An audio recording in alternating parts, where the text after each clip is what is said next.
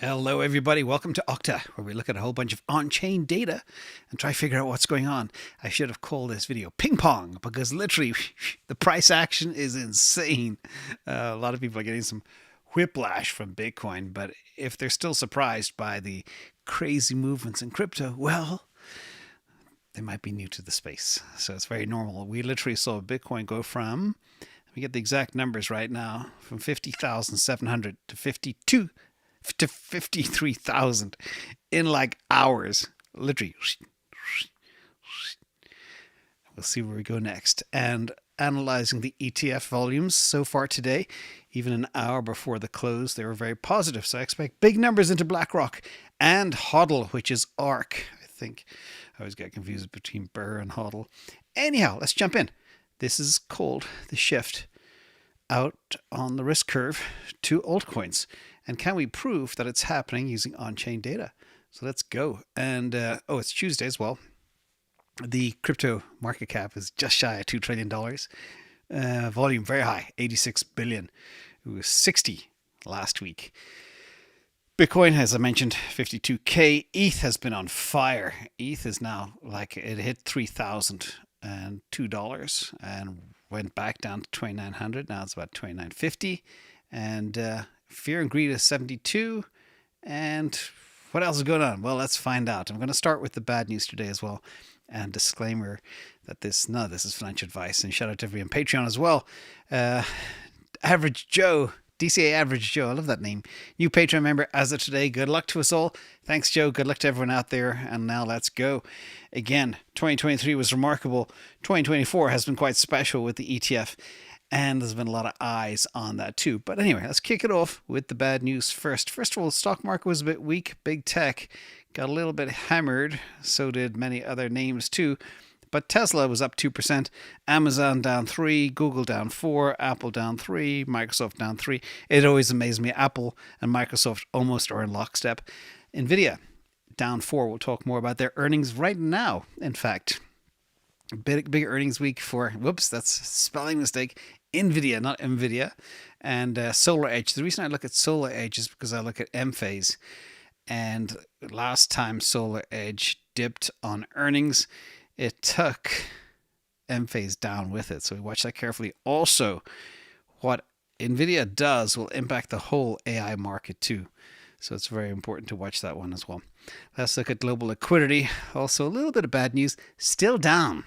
And a lot of people are expecting it to skyrocket. It has not happened yet. It's been down so far most of this year, which is taking many of us by surprise, but only down incrementally. But it's going to come.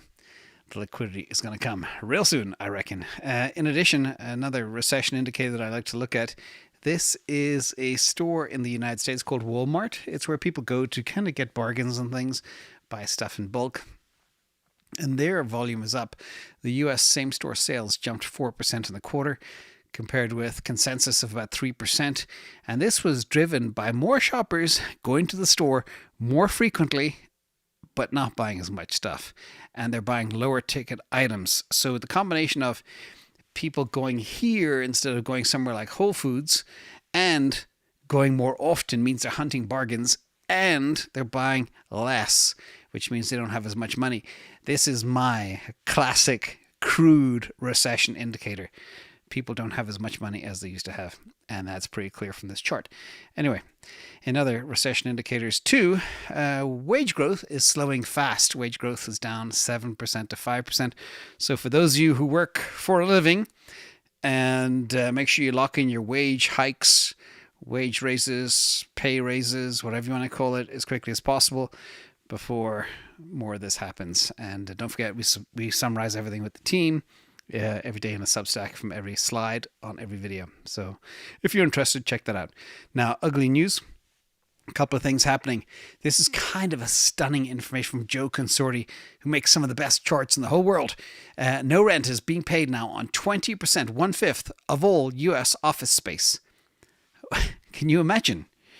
Imagine having 100 apartments and 20 of them are empty, or maybe not empty, but 20% of your tenants aren't paying rent.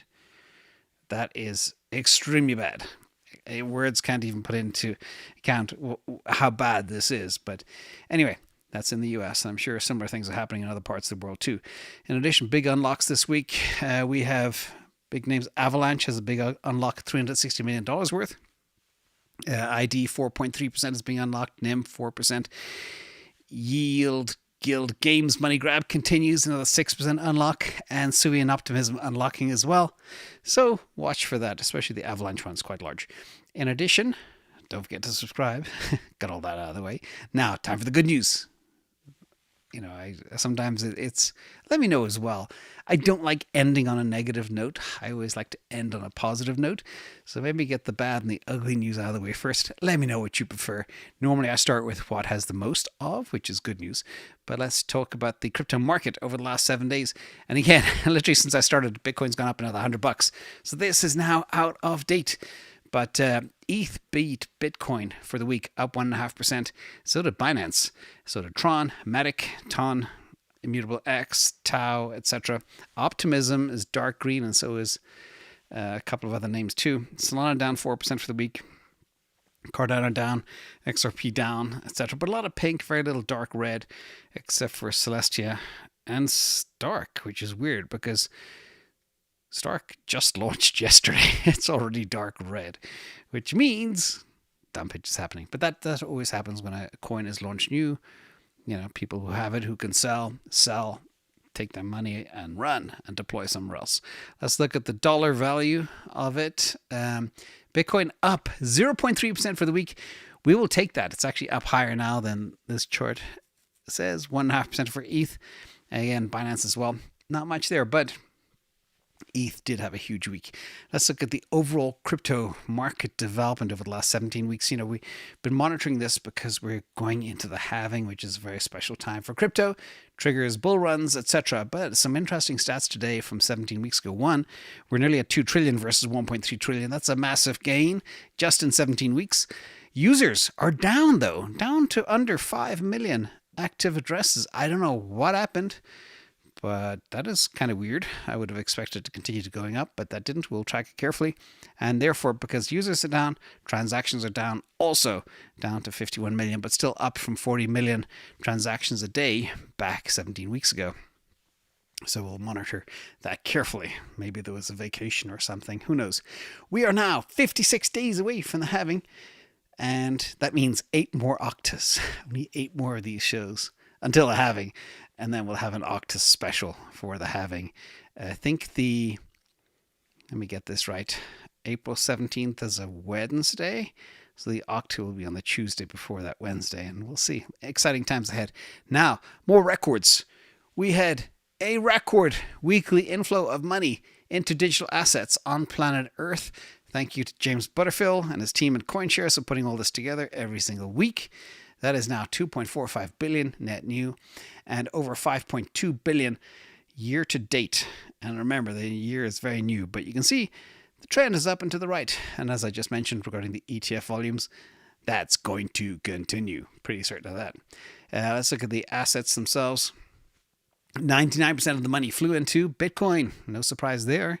Let me see. Short Bitcoin positions was up as well, 5.8 million for people hedging a little bit, but there's a lot of weird option action happening out there. We'll talk more about that in a minute too.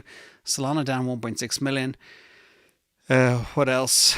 Also, all of the excitement regarding Ethereum has taken a bit of the shine away from Solana right now, and that's what happens. And I'll talk about the rotation. Let me step out for a second. Rotations happened. So we had the big rotation into Bitcoin because of the ETFs. Now we're having the big rotation into Ethereum because of the Deaton release and, of course, the potential of a spot ETF. And that's taking a lot of the liquidity away from the other assets. But there's still some of the news coming. What else? Ethereum had 21 million of inflow, and Avalanche, Chainlink, Polygon had 1,900,000 and 900,000 respectively. Again, not bad, and good consistent flows there into some of the assets. Oh, one more. Cardano lost 6 million. That was a bit of a shock. That's basically everything that they took in this year left in a week. Now, Fear and Greed back up to 72. It was 79 or 78 last week, which is not bad. We don't want it too high too early. And another view of our month-to-date returns, we have Bitcoin, forget the title, but we were up 21.6% month-to-date. My titles don't update automatically, but my tables do, which is awesome. And that's a pretty good Feb so far. And by the way, I expect March to be even better. We'll see if I'm right. In addition, regarding the ETFs, because that has a huge amount of impact here, what's really interesting, and I've hinted at this a few times, this is from Nidig, shout out to Sanjay as well for sharing, the spot ETFs achieved in a month what gold took a year to do. All right, that's how big this is. That's how hungry the world is for these Bitcoin ETFs. That is unbelievable. Okay, but there's more. What's also happening is gold is bleeding out. Substantial inflows into the Bitcoin ETFs, including, all of that stuff. It's pretty clear. The green is the inflow into Bitcoin, and the dark brown, gray, whatever you call it, is the drainage from the gold ETFs. As I've been saying for a long time, there is a new gold in town, ladies and gentlemen, and this is an early sign for Bitcoin stealing gold's crown as the primary store of value. That was from somebody called Dragos. He told the block. He's the head of research, I think, at ETC Group. But this is very telling. The speed and the amount of money that's flowing into these things is quite remarkable. And we have a long way to go. Remember, gold is nearly 13 or 14 trillion. Bitcoin is 1 trillion. So in a crude way, you could say, can Bitcoin 13x from here? The answer is yes. Can it beat gold? Well, it's way better than gold and way harder than gold. So yes and yes. So again, how can you not be bullish? But let's dig a bit more. What's also interesting today is, and I noticed this with the volume, the HODL, which is one of the 5 other ETFs, are beginning to grow really fast. So you can see for the first 6 weeks, the top 4 ETFs in grayscale were the ones with all the action, and the 5 others were kind of languishing. But now we're seeing that change, and we saw a big spike in the 5 others just over the last week. And ARK will pop again tomorrow. You'll see that. I'll do the quick ETF update every day as a special playlist for that if you're really interested in that, but that'll be coming tomorrow morning. In addition, Bitcoin on exchanges tanks. This is a cool piece of news from Bitcoin News. Bitcoin on exchanges fall significantly over the weekend. That was I can't remember, it was 18,000 Bitcoin left Coinbase. But what's also interesting about Coinbase as well, the Coinbase Bitcoin balance is at an 8-year low. And that's very staggering when you take into account the amount that's been issued over the last 8 years. There's a lot more in the system over the last 8 years than there was 8 years ago. But now there's even less on Coinbase, which I think is staggering. In addition, I did talk last Tuesday about the options analytics, and I'm glad to see other people are looking at this too. Last week I said it's an easy $65,000 Bitcoin by September based on my options analytics. Well, Caroline Moran, she's a co-founder of digital asset derivatives liquidity provider, suggests that the options market is pricing in a 20 to 25% chance or probability of Bitcoin reaching a new all-time high before the next halving event. All right, we're talking 56 days. 25% chance in 56 days that Bitcoin could hit 69K, which is interesting. And by the way, we've had this kind of quiet spell at around the 50 to 52K for 5 to 7 days now. And what it does, it coils up, it sits and it rests, and then it pounces. And I expect that pounce to happen soon, depending on how much DCG dumps of the Grayscale Bitcoin Trust. That will impact a few things. In addition, another good omen for the future, Bitcoin, when it does a 4-week winning run, you can expect more gains. You can go back to your TradingView chart, turn on the weekly, and check that out. Normally, 8 times out of 10, after Bitcoin does a 4-week run, the 5th week is positive. So expect more gains this week. That is 80% chance of doing so if history repeats. In addition, now I've been talking about all the other world markets coming over to Bitcoin. Hong Kong representing China, Singapore plan ETF launches too. But now Japan, Japan moves closer to permitting venture capital firms and other investment funds to directly hold Bitcoin and digital assets. And the Prime Minister is about to sign off on this, and that will be huge too. So you know that the Japanese are torrid savers. Now they'll be allocating to Bitcoin, which will be very good for the asset itself. Now let's look at altcoins, because we are talking about the rotation. Is from the Crypto Compendium, and you can see that storage is very big last week. Filecoin moving up because they're moving to Solana. The graph was also up. They're the two best performances of the week. Graph number 1, Filecoin number 2, and VeChain number 3 on the list. And the losers for the week are Avalanche, Celestia, and Sui. You know, the whole space, the layer 1, layer 2 space is getting very, very crowded, and it's getting really complex to tease out the winners from the losers, but we'll be coming up with a solution for that real soon, so stay tuned. In addition, a lot of people ask, what's going on with Solana? Why is it so weak? Well, as I mentioned before, the rotation. Bitcoin first gets all the light. Now we've got all the hype around Deaton for Ethereum, and of course the Ethereum ETF, and Ethereum has rebounded hard over the last couple of weeks now. Pulling out the Solana upside model, as I mentioned, it is the black hole. Everything's moving over to it. Filecoin was the latest addition. And back in December, ladies and gentlemen, Solana hit 20% of ETH's market cap. Remember, in one of my many crude logic metrics is Solana has 3 times the daily active user of ETH and does a hell of a lot more transactions. But it's now trading back at around, I think, what would that be? About 15% of ETH market cap, maybe 14%. And if we go back to the valuation of where Solana was versus Ethereum in December 2023, the price of Solana should be theoretically $160. It should be a lot higher, of course, but it'll take time. And that's the rotation you need to be on the train for when that does happen. Currently, as we speak, Solana's trading about $106, $108. But let's talk about the graph for a second. The graph is super interesting. Token, one of the reasons we actually developed the ATR product way back when was because of the graph, looking at things that were so oversold, but off the bottom, and they run in different channels, 6 levels of support and resistance. And because, you know, storage was big last week with Filecoin moving to Sol, graph was also up. And you can see here, it had a huge spike, and there's no signs yet of it potentially slowing down. A little bit of a dip, but this is on the daily chart using the ATR. However, what is important to look at is this, where graph has come from. We are still 90% down from the all-time highs. So this thing has not really moved as much as many people would have expected. But remember, like everything else, the space is getting very crowded. So again, it's hard to prize out the winners, and we'll see where this thing will go. But it's a good omen. Now, speaking of prizing out winners, this is a stunning, terrifying chart. If you are a miner with old rigs, and this is from Crypto Quant, if you compare Bitcoin in 2021 to 2024, the price is the same, ladies and gentlemen. But guess what?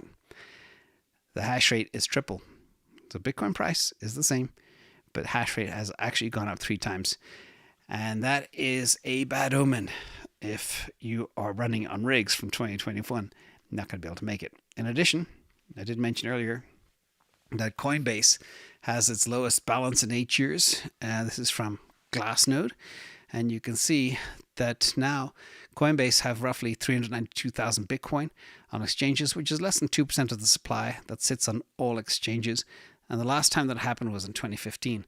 And this is publicly available as well. But Coinbase also sits on Coinbase Prime and Custody, and they apparently have about 1.6 million Bitcoin, which is not available to the public to see. But again, that is a big dip, and that can be very positive too when people take their Bitcoin into cold storage, but we're not sure what they're doing with it too, because my theory goes back to what I said many weeks ago. The penny dropped. I was like, oh, now I know what's going on.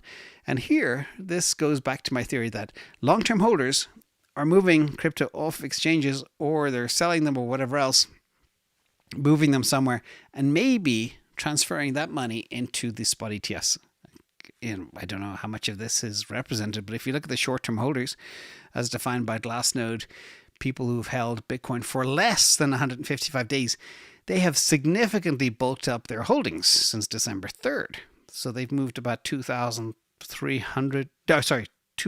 million Bitcoin, up to about 2.7 million Bitcoin. That is an increase of 445,000 Bitcoin approximately, a 20% increase. And short-term holders normally go counter to price. So it tells me long-term holders must be moving to ETFs. Again, I'm still the only person talking about this, but it's my theory and I'm sticking with it. So we'll see what happens. And now let's look at Bitcoin Nasdaq Correlation. And she's off. This is over the last 90 days. Bitcoin is up 36% over the last 90 days versus QQQ up 16% only. So I don't like it when these things move in unison, but I like it when one breaks away from the other. Better for trading. Now let's break into the big story today. Let's look at the breakdown of crypto and what it's made up of in very simple charts. Again, courtesy of the team at Glassnode. Here you can see of all the market caps, Bitcoin makes up 52.4% of everything. Altcoins in general, 23.6%. And Ethereum market cap, 17%.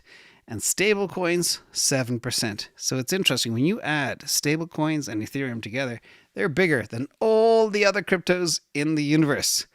That's how big Ethereum is. It's a monster. Really big. So let's get into the story now. AltSeason, back up to 59. We were 46 last week.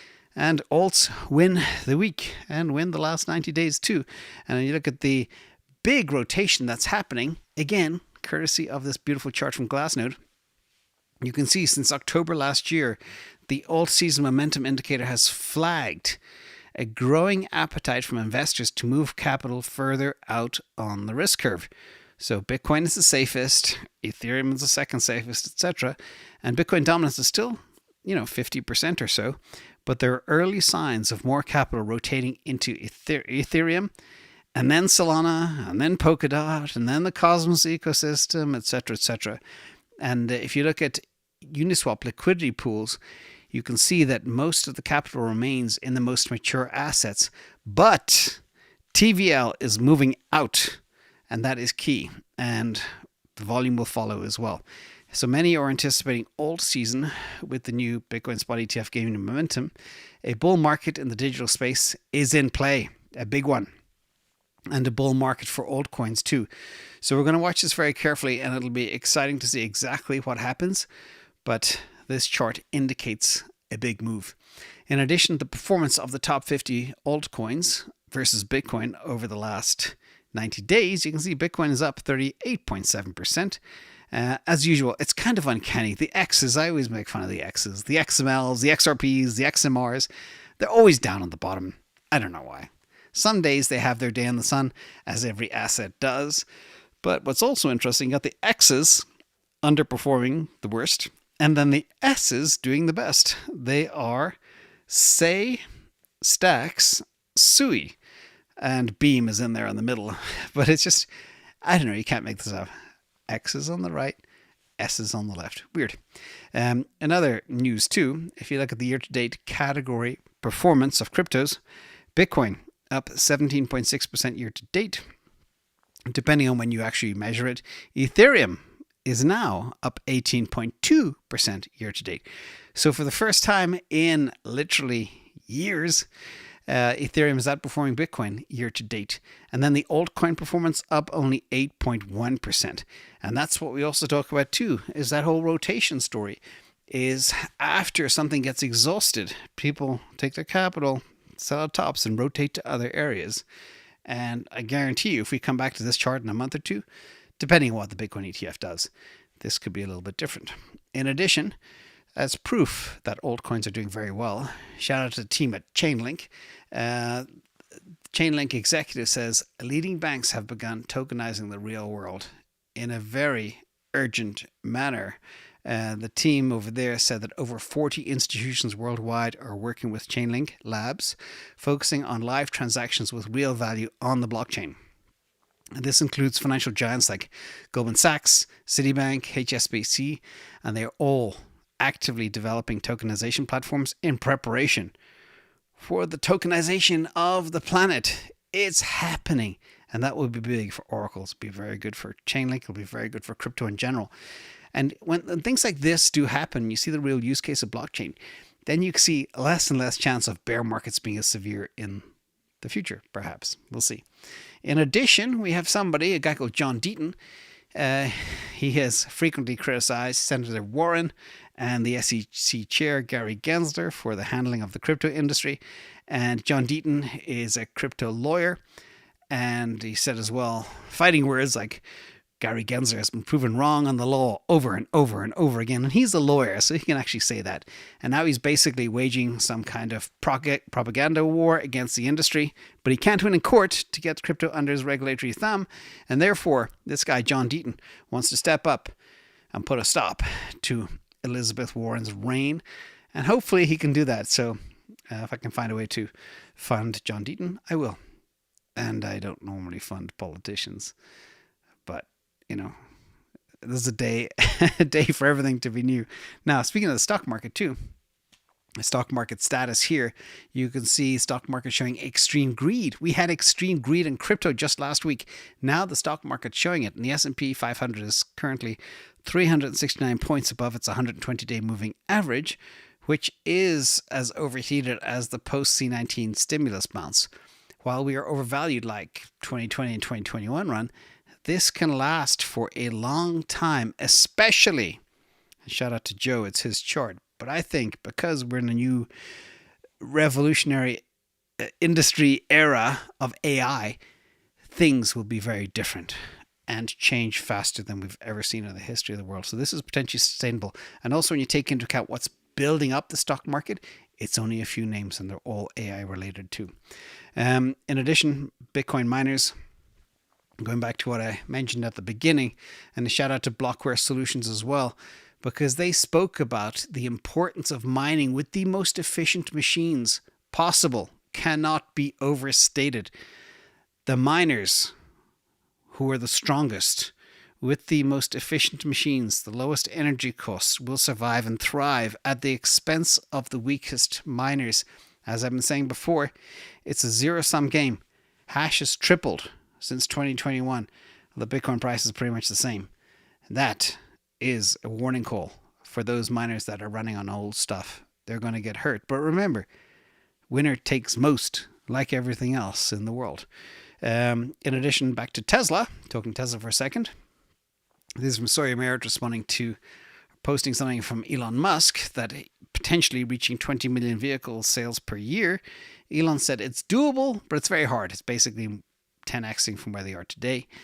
But with the new Model 2 that's coming, it will require an immense amount of work. But the opportunity is there for Tesla. A lot of people see what's happening now. The best car in the world is not only by far the best car in the world, but it's also cheaper than an ICE vehicle. And we're seeing the ICE melt continue for the big three. And this is from James Stevenson. He puts together the most beautiful charts.